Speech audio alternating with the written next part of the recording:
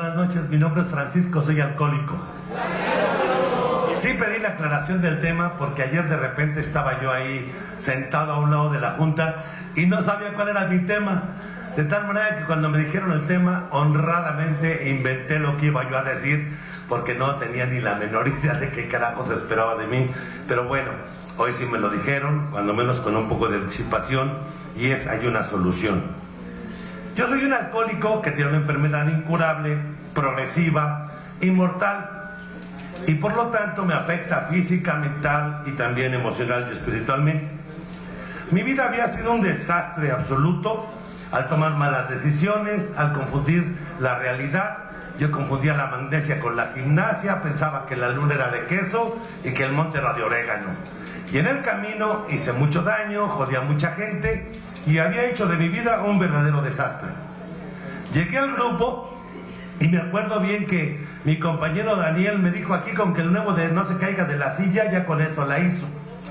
Y yo, que consumía a todas horas, me entró el síndrome de abstinencia y como a las 2 horas y media de estar en el grupo, que me comienzo a convulsionar.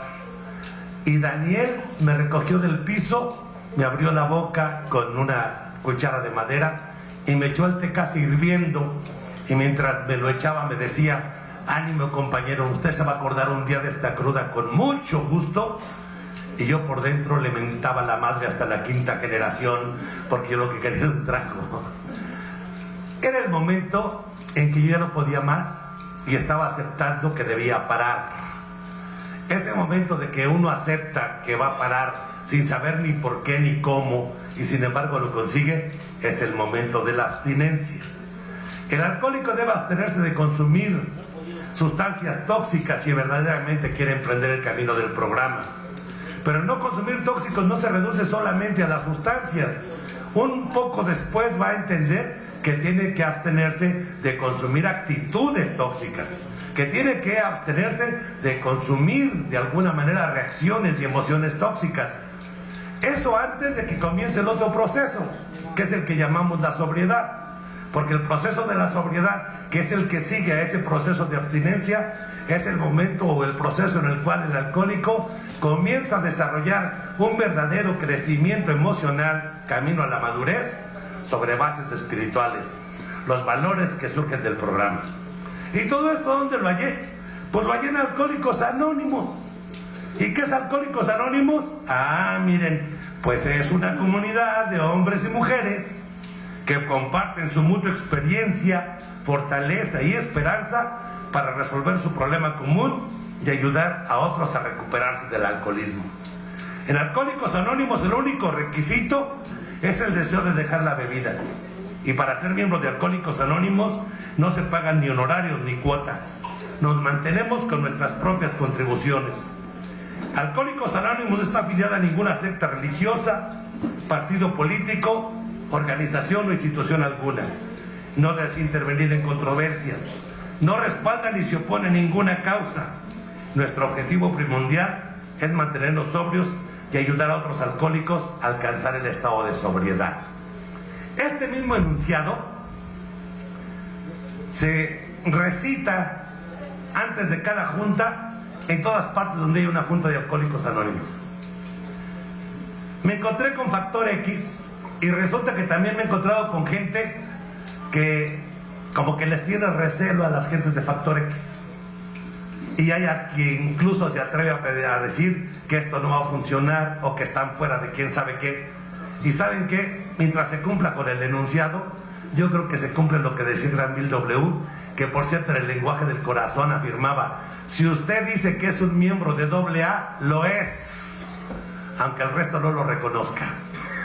Y Bill W. nos decía: para ser miembro de AA, usted tiene que ser de la OSG, ni tiene que ser de 1 hora y media o tiene que ser de 24 horas. Simplemente, si usted dice que usted es un alcohólico anónimo, usted lo es. Y tiene derecho a hacerlo, sin importar la denominación que usted se quiera poner posteriormente. Y entonces, bajo esas condiciones, el enunciado que habla de que compartimos experiencia, fortaleza y esperanza, nos está llamando a una serie de consideraciones. Porque la experiencia no es solamente la recopilación de lo vivido en bruto, sin la comprensión verdadera de qué ocurrió. Cuando hablamos de la experiencia, hablamos de que hay una comprensión de que el hecho estuvo bien o estuvo mal, tuvo un cierto significado, y yo lo comienzo a descubrir ese significado a medida que me ahondo en el programa, voy viendo mi historial y hago eso que se llama examen de conciencia. Y el examen de conciencia no se hace para descubrir que he cometido un chorro de faltas y que soy un hijo de tal por cual y que soy el peor de todos los peores, como si verdaderamente fuera yo tan terrorífico, sino el examen de conciencia se hace para ver cuál es tu grado de conciencia, para encontrarle significado a la realidad, para encontrarle significado a tus actos, para que te des cuenta si estás abandonando o no la realidad. Porque de nada nos sirve que alguien reconozca que es un hijo de la trompada si después de reconocerlo se vuelve a portar como hijo de la trompada, ¿no? Yo cuando escucho un compañero que en la tribuna dice soy un hijo de mi tal por cual Mauser, yo se lo creo, porque estoy dispuesto a creérselo. Pero si ya pasaron 8 meses de su estancia en el grupo y me lo sigue diciendo, entonces yo lo que pienso, este güey además de que no cree que no lo escucho y que soy sordo, tampoco se ha escuchado a él mismo, porque la tribuna no me lo está diciendo a mí, se lo está diciendo a él mismo. Y debería reconocer en ese examen de conciencia que efectivamente eso es una forma de abandono de la realidad. Así que la experiencia es dotar de significado con conciencia cada una de las cosas que me sucedieron, que me están sucediendo, y de alguna manera darle dirección a las cosas que me van a suceder o las que quiero emprender. Y la fortaleza, bueno, la fortaleza proviene justamente de poner la fuerza, de poner todo aquello que son mis recursos constructivos en la parte en donde van a funcionar. Y para eso, primero que nada, tengo que desbrozar el terreno donde voy a levantar mi fortaleza. ¿Y saben qué es lo primero que debo quitar de mi terreno?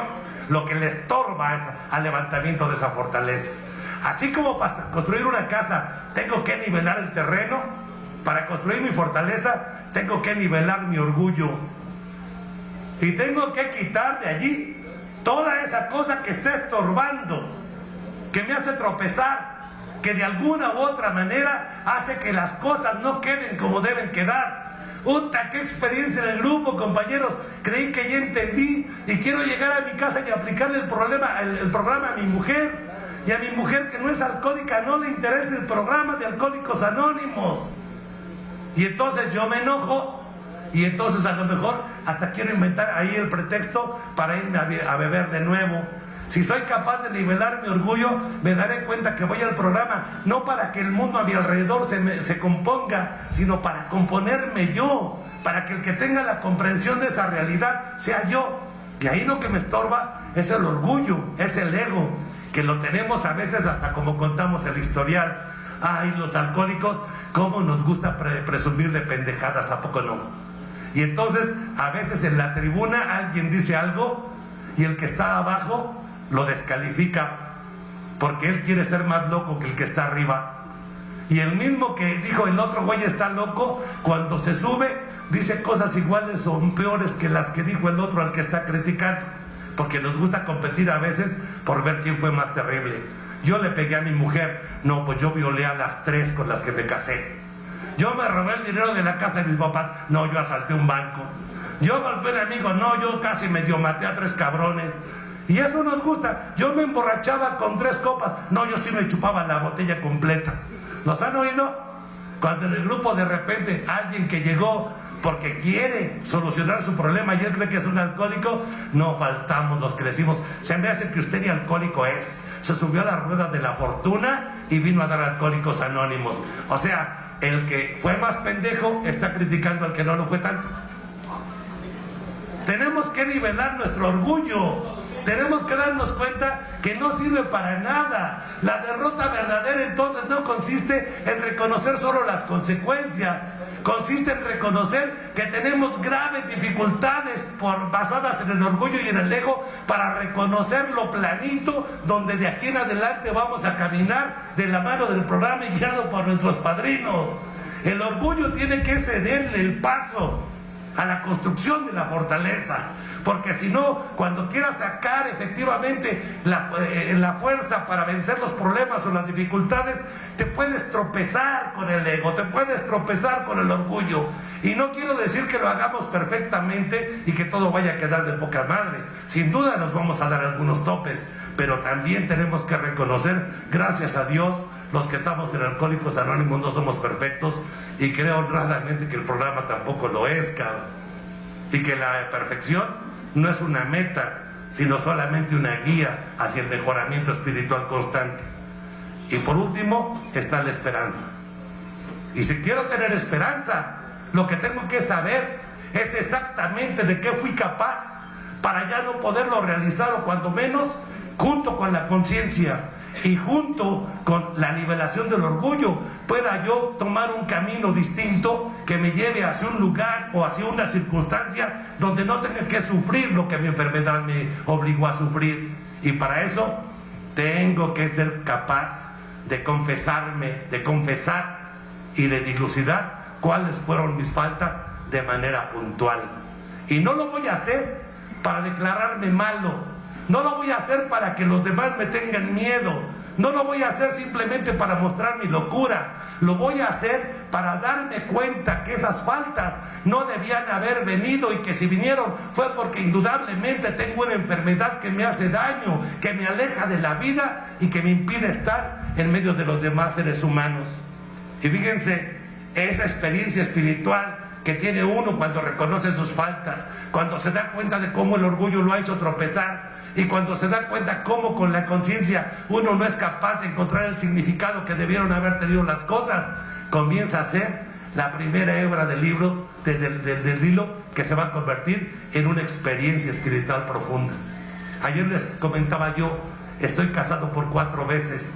¿Creen de veras que nunca me casé creyendo estar enamorado?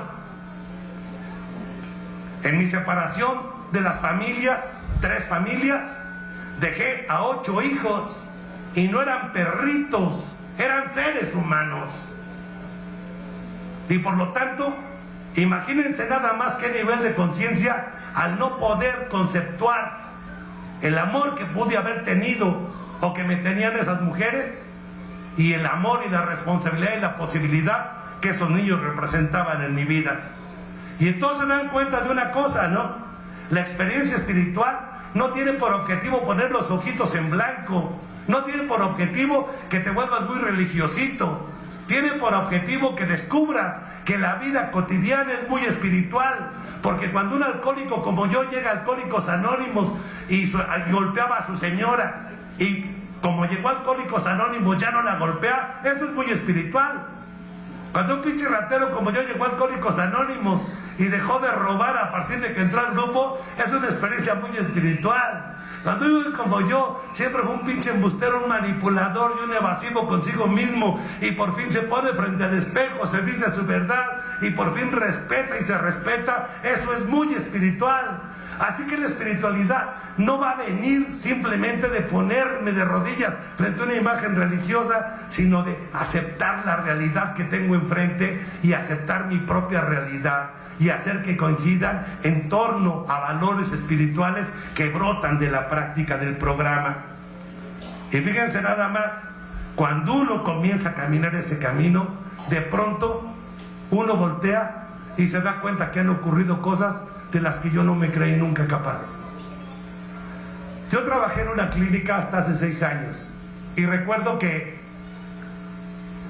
yo tenía ya en ese momento que estaba en la clínica algo así como 28 años en el programa de recuperación, y un día llegó un muchacho que se llamaba, no sé, Juan Pérez, y cuando yo oí el nombre de Juan Pérez me acordé del Juan Pérez con el que yo armaba mis desmadres en mi barrio. Y pasado unos días llegó la familia de visita y la mamá del muchacho me dice: mi esposo lo conoce. Ah, sí, sí, es Juan Pérez, el que andaba con usted en el desmadre del barrio. Pues mire qué casualidad que ahora viene su hijo aquí a la clínica. Dice, pero yo no sé si lo voy a sacar.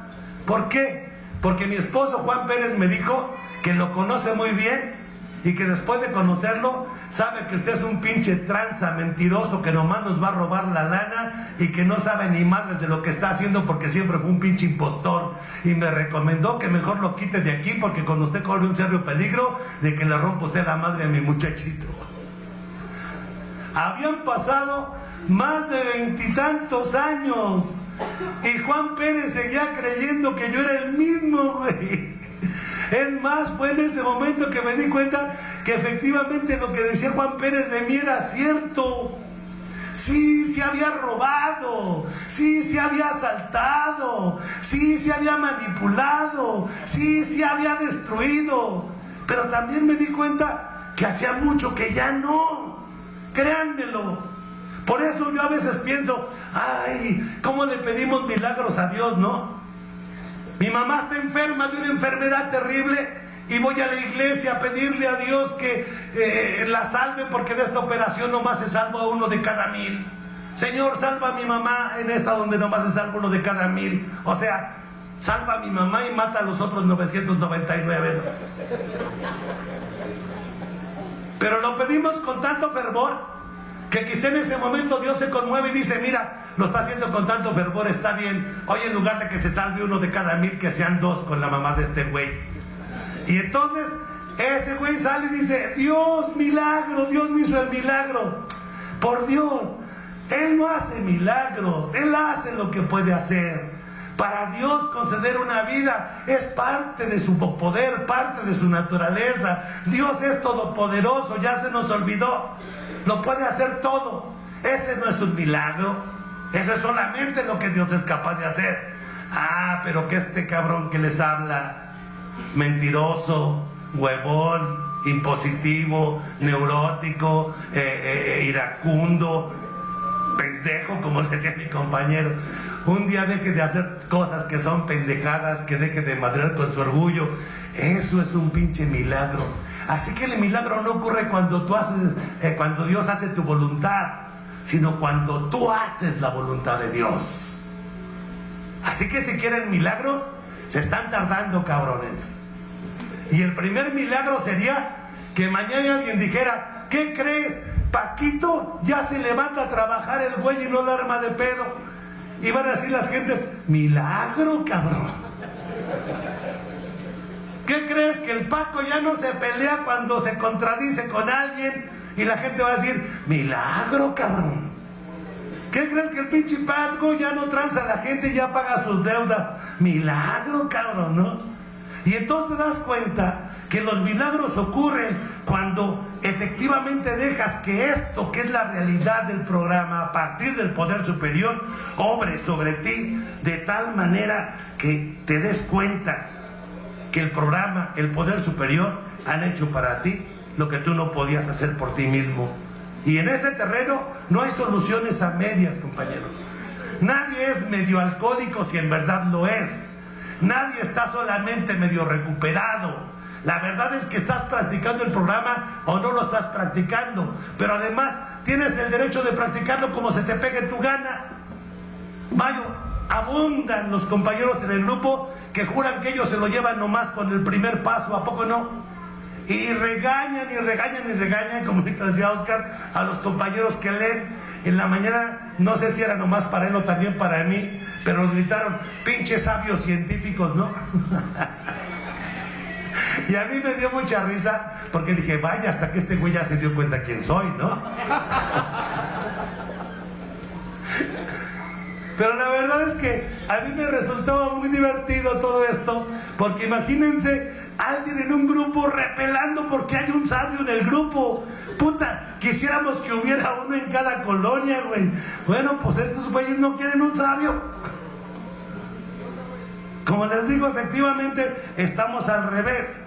Y entonces te das cuenta que eso que llamamos el crecimiento espiritual no tiene que ver con el desarrollo forzosamente de una creencia religiosa. Tiene que ver con un acercamiento a la realidad, donde la conmoción va a ser tan grande que cambien tus puntos de vista acerca de lo que la realidad significa.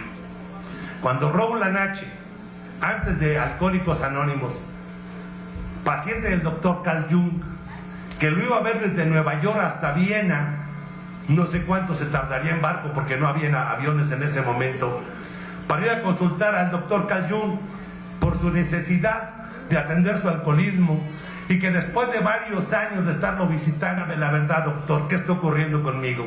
Y Carl Jung le dijo: usted padece una forma de enfermedad que se llama alcoholismo, que es terriblemente destructivo, y de una vez le advierto, no tarda mucho en que se le resplandezca el cerebro, y lo mejor será que se ponga 4 guardaespaldas, porque usted se va a romper la madre solito. Bueno, no le dijo que se iba a romper la madre, pero en bien es algo parecido. Y cuando Rowland H. le preguntó: entonces estoy desahuciado, Carl Jung le dijo: a los únicos que he visto componerse son algunos alcohólicos que sufren una experiencia espiritual profunda. ¿Qué significa eso? Que hay una conmoción total de sus puntos de vista, de sus creencias, de sus actitudes, de su manera de conducirse y de hacer las cosas, que los hace ver la vida de otra manera, con la perspectiva que la realidad requiere. Alcohólicos Anónimos consiguió eso, y entonces dan cuenta de una cosa: el método mediante el cual vamos a tener esa experiencia espiritual profunda son los 12 pasos de recuperación. Los 12 pasos de recuperación, donde lo primero es aceptar esa derrota basada en las consecuencias, donde lo segundo es la creencia en un poder superior, que yo, desde mi punto de vista, no creo que sea un paso religioso, sino profundamente espiritual, porque no está hablando de una religión, sino de una forma de ver la vida. Donde hay un tercer paso que te llama a pensar en tu enfermedad y a decidir cómo vas a actuar una vez que te das cuenta que allí está. Donde hay un cuarto paso que nos llama a hacer el inventario moral, para que no nos desprendamos de aquello que de todas maneras teníamos, que eran principios que podíamos defender y sostener, porque no solamente éramos sobrevivientes, sino que queríamos vivir de la mejor manera a pesar de que estábamos enfermos. Un quinto paso, donde confiamos en otro ser humano, sabiendo que eso que es el poder superior, formado por la realidad, los valores del grupo y el propósito, Dios, si tú lo quieres, puede tener para nosotros la fortaleza para poder enfrentar eso. Y entonces llegamos al sexto y al séptimo paso con nuestros defectos de carácter, y al octavo y al noveno para la reparación de daños, al décimo precioso para ir consolidando el avance cada vez, y al onceavo, que es una forma de agradecimiento, y el doceavo, que es toda una filosofía de vida y una forma de compartir. Y allí está la palabra clave de nuestro programa. ¿Saben qué es lo que tenemos de diferente? Que compartimos, güey. Un día Bill W. estaba con el doctor Silver queriendo dejar de beber. Ya había ido varias veces, y el doctor Silver le decía: tienes que hacer esto y tienes que hacer esto, Bill. Pero Bill no podía, hasta que un día, perdido por allí haciendo ginebra en su bañera, llegó Evi, su amigo de las borracheras del pasado, y Bill W. dijo: que a toda madre que va a venir Evi, ahorita nos vamos a poner una de aquellas. Y cuando recibe a Evi, resulta que Evi le dice: yo no bebo. Y cuando Bill le pregunta por qué no, Evi le dice: tengo religión. Y entonces Bill W. pensó: este güey ya se volvió loco. Pero lo que Evi le dijo no fue: esto es lo que tienes que hacer. Lo que Evi le dijo fue: esto es lo que yo he hecho. Y en ese momento era una cuestión de ir a los grupos SOS porque eran religiosos, pero Bill W. no creía en Dios, era un agnóstico cuando menos. Sin embargo, puesto que a Evi le había servido, él podía probar la receta.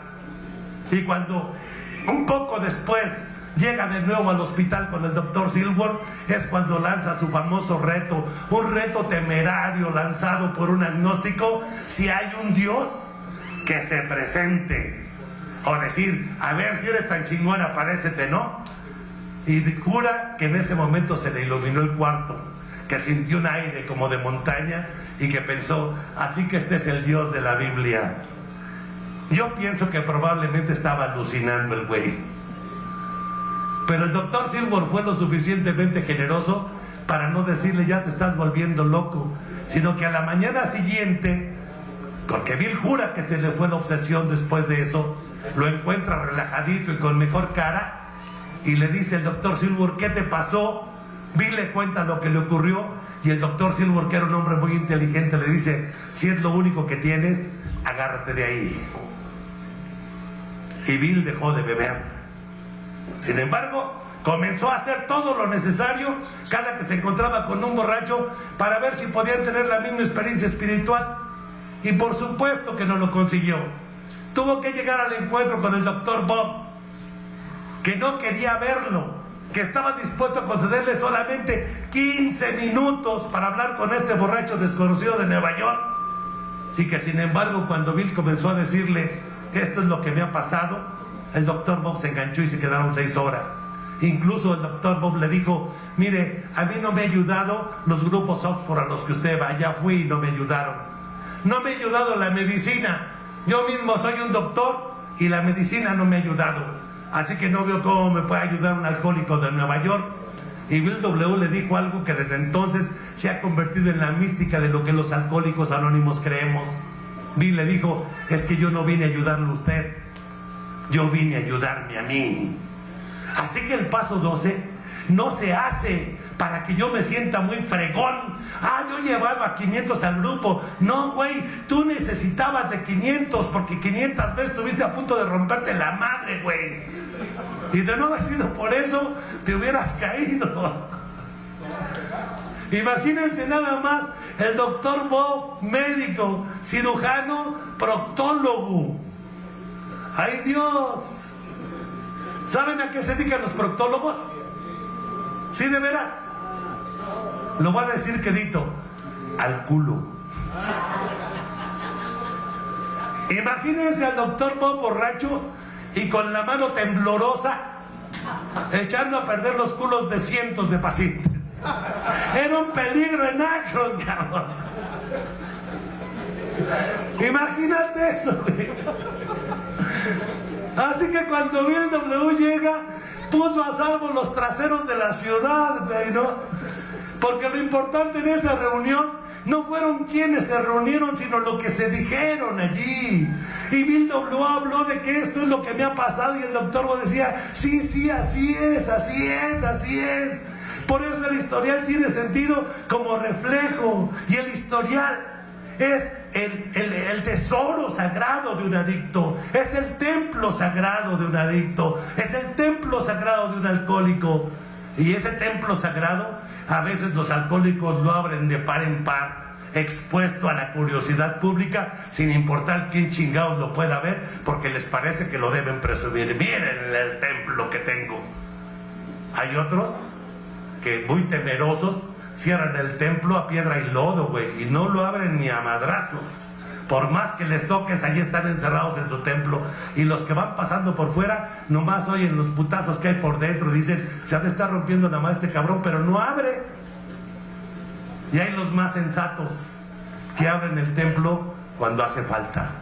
Y lo abren no para presumir ni para ocultar, sino para compartir la experiencia. Esto me pasó. Esto me ocurrió. Tuve miedo como tú, María. Estuve resentido como tú, Conchis. He tenido muchas ganas de irme a beber como tú, quien seas. Muchas veces me sentí satisfecho como tú. Y comenzamos a compartir la experiencia, no para ver si somos mejor uno el otro, sino para decirnos cómo nos fue en ello. Y después de todo descubrir que, agarrados de las manos del programa, no estábamos en manos de un Dios así de barba blanca y túnica blanca, sino hecho de realidad, de principios, de propósito, que nos daba el valor, no para quitarnos el miedo, sino para hacer las cosas a pesar del miedo que nos daba hacerlas. Y entonces en ese momento descubres que lo que ocurrió en Alcohólicos Anónimos comenzó desde el mismo día de mi llegada.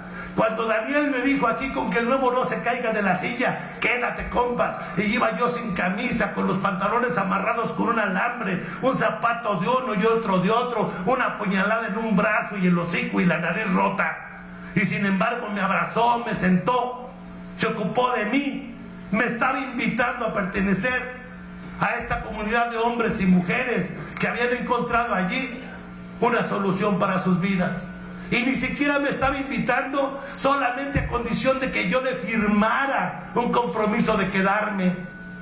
Daniel sabía que lo estaba haciendo por él mismo, porque eso le ayudaba. Y puesto que le ayudaba, y estaba amando lo que había obtenido con el grupo, me lo estaba transmitiendo no con presunción, sino con cariño y con amor, porque él amaba su sobriedad. Y entonces, cuando yo comencé a quedarme sin entender ni madres, porque no entendía nada, absolutamente nada, yo lo único que sabía es que me tenía que levantar a las 6 de la mañana para alcanzar a llegar a la junta de las 7, y que me iban a dejar a mi casa a la 1 de la mañana, después de estar encafetado y enjuntado y todo lo que puedan ustedes acabar con nada, ¿verdad? Y que sin embargo 15 días después yo estaba sobrio y estaba sin drogarme.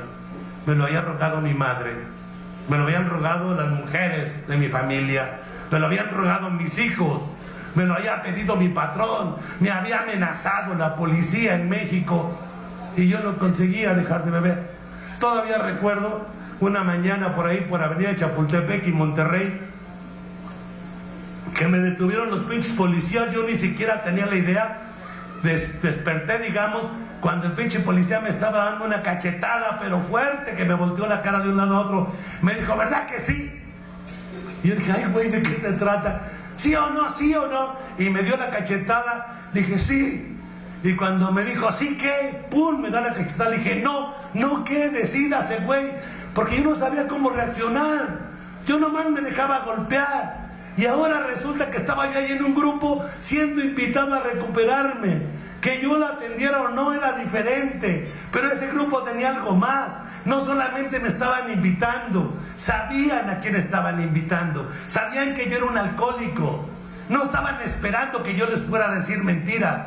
Sabían que se las iba a decir. Es más, sabían qué clase de mentiras les iba a decir, porque los alcohólicos le adivinan el pensamiento al nuevito que llega, ¿a poco no? Porque el nuevito que llega cree de veras que es lo que su alcoholismo le ha dicho que es, y cuando llega al grupo y le hablan de Dios, él dice, entonces no soy yo, y por eso el arma de tos. Y muchos, cuando se dan cuenta que no pueden ser Dios, quieren ser aunque sea el diablo, y lo único que consiguen es convertirse en pobres diablos. Y entonces lo que tenemos que entender es que esa invitación fue hecha sin ningún constreñimiento. No tenía que aceptarla. Estaba en mí decidirlo sí o no, y estaba derivándose y anclado en mi propia necesidad. Pero después, así como muy extrañamente, no me hablaron de irle a pagar las cuentas a mi acreedor, no me hablaron de ir de nada más. Lo único que me pidieron fue dejar de beber y dejar de drogarme. Y fíjense, el consumo de alcohol y el consumo de drogas no son más que la punta del iceberg de males más profundos, que esa es la verdadera adicción. Bueno, en los grupos tratamos el síntoma primero, ¿ok? Así que no sé qué vayas a acabar siendo, ¿sí? Si bailarín del Chip and Day, monje cartujo, excursionista al Himalaya, buzo en los mares del Caribe, no sé qué vais a acabar haciendo. Lo que sí estoy seguro es que antes de eso tienes que dejar de consumir drogas y de beber alcohol. Y una vez que lo consigas, bueno, ya estaremos seguros que estamos en el camino. Los síntomas primeros, y más todavía, de todos los pasos, solamente el primero habla de la adicción y del alcohol. Todos los demás hablan del adelantamiento espiritual constante. 3 pasos están dedicados a los demás: el quinto, el noveno y el 12º. Todos los demás son del alcohólico para él mismo.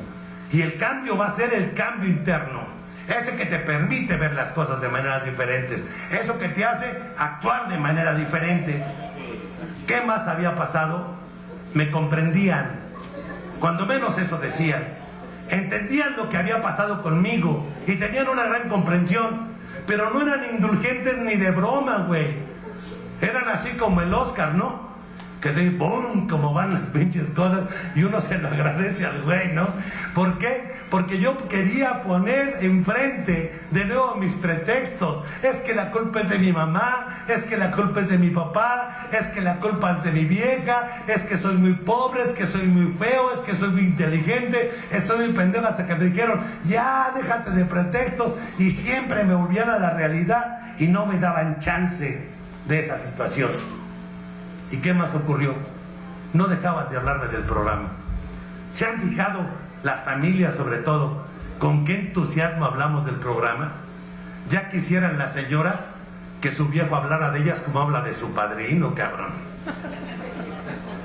Mi padrino es una chingonería, putz. Es de buena onda mi padrino, no hombre, es chingón mi padrino. Y mientras a la señora la trata con la punta del pie, está elevando al padrino. Por eso es que las señoras se ponen nerviosas, güey. Pero luego el alcohólico lo agrava cuando de alguna manera pondera en más al padrino y al grupo que a la propia casa y a la familia. Bueno, pues porque todavía no entiende que no hay nada que esté en un plano diferente del otro. Simplemente son lugares distintos de la misma actividad y de la misma situación. Y entonces te das cuenta, llega el momento en que yo he escuchado a muchos de mis compañeros: ustedes son mi verdadera familia. Mi verdadera familia está aquí. Yo aquí me siento de verdad como en familia, no allá. Hasta que alguien viene y te aclara: no somos tu familia, cabrón, somos tu grupo. Aquí no te pedimos que pagues la renta tú solo, ni el gas, ni que le compres zapatos a los niños, ni que traigas la despensa. Te pedimos séptima, güey. Tu familia es aquella, no te hagas pendejo. ¿Estamos de acuerdo? Y entonces te das cuenta, el alcohólico comienza a poner los pies en la realidad, porque de alguna manera ocurre eso que también nos ocurrió a todos. No es que llegáramos y nos volviéramos buenitos, comprensivos, tolerantes, trabajadores. No, fue un proceso en donde tuvimos que vaciarnos de lo que veníamos llenos para comenzar a llenarnos de lo que el programa me podía dar. Y más importante que ser muy honesto era dejar de ser deshonesto, güey. Y más importante que comenzarte a convertir en alguien muy honrado era que dejaras de robar y de decir mentiras. Y más importante que tener un trabajo bien fregón es que dejaras de huevonear. Y más importante que te hicieras cargo de toda tu familia era que dejaras de ser irresponsable. Y entonces el proceso camina así. No voy a saber hasta dónde vas a llegar porque eso depende de ti, pero vamos platicando de qué es lo que te estorba. Abandona eso, comienza a sacarlo precisamente para que lo otro tenga posibilidad de entrar. Compañeros, si ahorita en este momento yo quisiera tomarme un café en este vaso y no saco primero el agua que tiene el vaso y le echo encima el café que tengo allí, el pinche café se va a aguadar. Date cuenta, cuando echas cosas valiosas en un recipiente jodido, lo valioso se aceda, se echa a perder. Y el recipiente, adivinen quién es. El recipiente somos nosotros. Por eso hay que decírnoslo, ¿no? Líbrate de los resentimientos, te hace daño. No permite que entre lo que sí necesitas. No permite que seas capaz del perdón.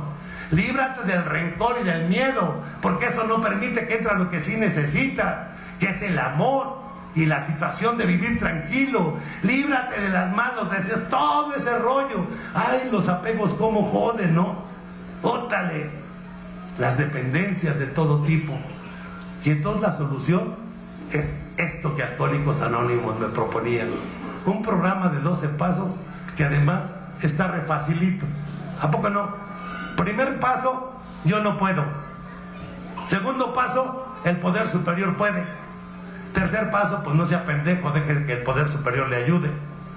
Cuarto paso, ¿quién soy? Quinto paso, este soy. Sexto paso, ¿qué me estorba o no me gusta? Séptimo paso, pues lo quito, lo compongo.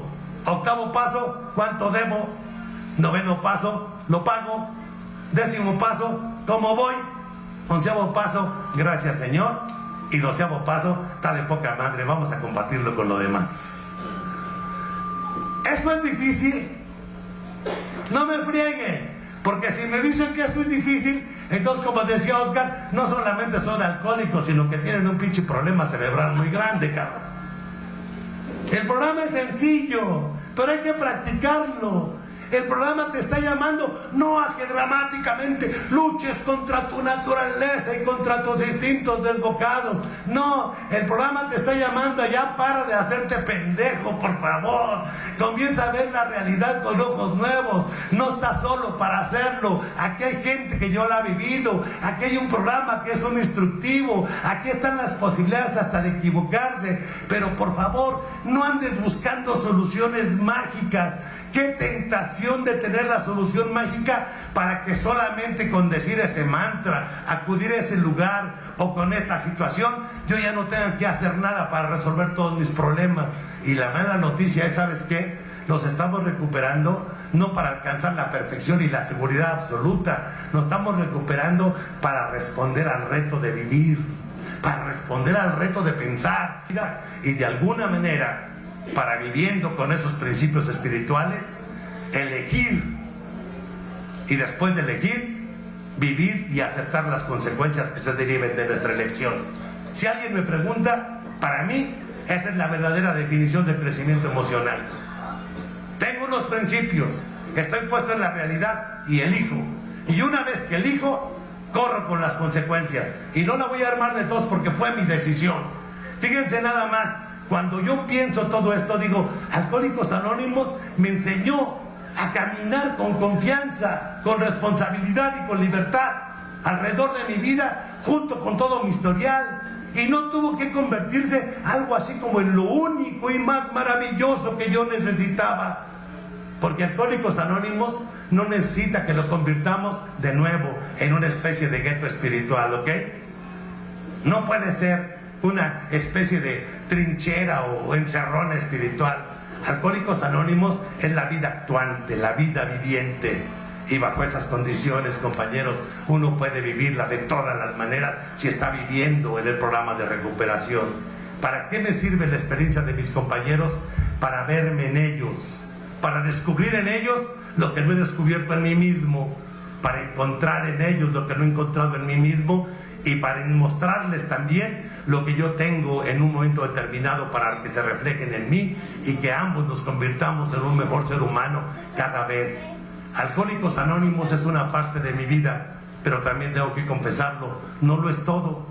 Esa es la verdad, no lo es todo. Aparte de Alcohólicos Anónimos, por supuesto está mi familia, por supuesto está mi trabajo, por supuesto está lo que yo mismo estoy eligiendo ser con mi propia vida.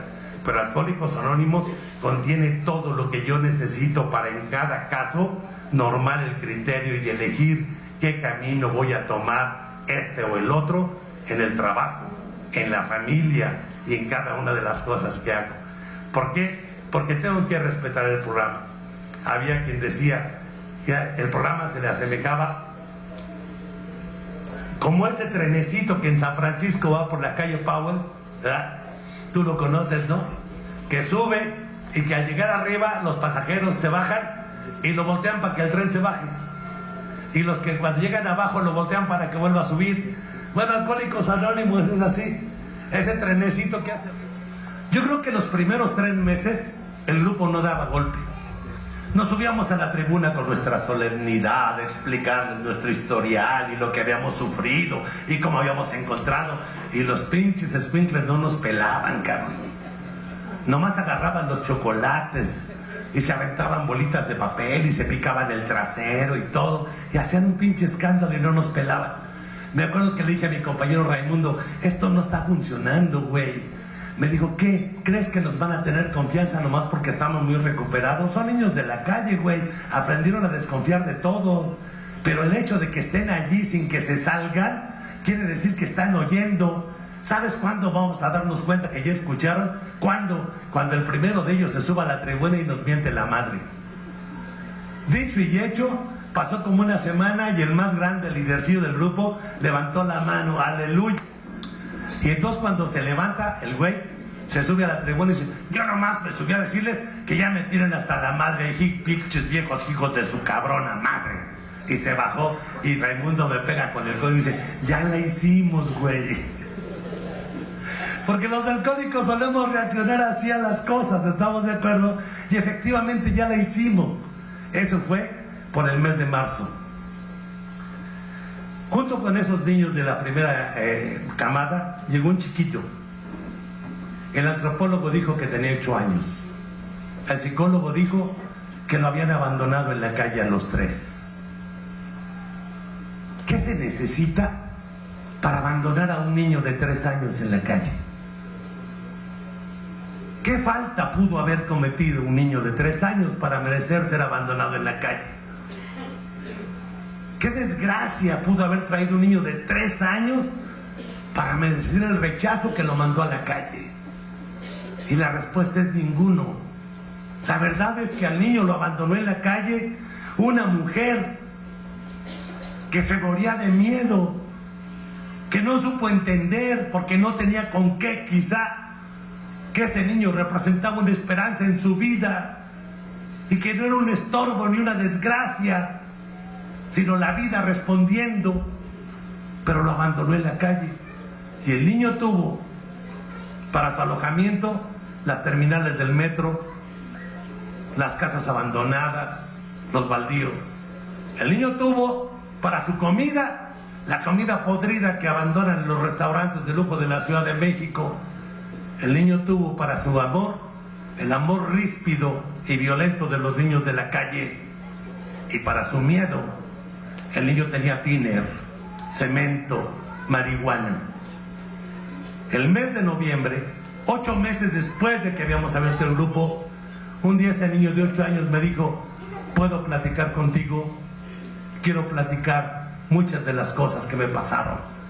Y allí estaba yo, de traje y corbata, de más de 40 años, enfrente de un niño de la calle que comenzó a contarme su historial. Y yo les juro una cosa: no he escuchado ningún historial más violento y más cabrón que el de los niños de la calle, porque son niños, porque no pueden defenderse, porque nadie los toma en serio. Así que no me vengan a espantar con historiales de pulga y piojo, cuando el verdadero sufrimiento estuvo allí, cabrón, con alguien que no tenía ni lo más mínimo para defenderse. Y me comenzó a platicar. ¿Saben a cuántos asesinatos había asistido este niño? ¿Saben cuántos narcotraficantes lo usaban para llevar la droga y lo amenazaban con que si la perdía lo iban a matar? ¿Saben cuántas veces lo habían violado? Si a veces ocurría casi diario, cabrón. Y los que lo violaban no eran niños de la calle, eran güeyes muy bien vestidos en un coche último modelo. Allí estaba este niño que, por cierto, nunca lo oí hablar mal de su mamá y de su papá. Y me comenzó a contar, y yo no paraba de llorar junto con él. Y me di cuenta que yo, de más de 45 años, y el niño de 8, teníamos un corazón que sentía, cabrón. Cuando acabé de escucharlo, me dijo: pero creo que ya todo está mejor, ¿no, Paco? Y yo, con la quijada trabada y uno de los ojos, dije: sí está mejor.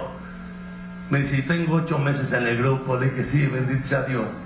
Hace 8 meses que no me enchemo, hace 8 meses que no me activo, hace 8 meses que ya no ando en los mismos, ni he visto ninguna violación, ni he atracado a nadie.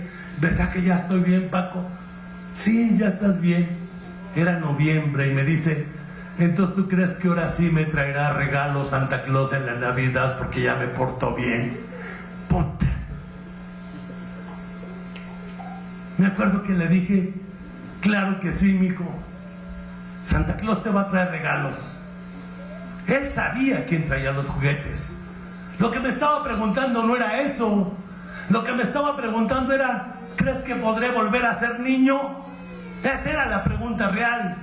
Porque con toda la miseria, el dolor y la violencia del mundo, ese niño no había perdido la esperanza de recuperar su niñez. Cuando escuchamos nuestros historiales y los compartimos, ¿saben por qué seguimos aquí?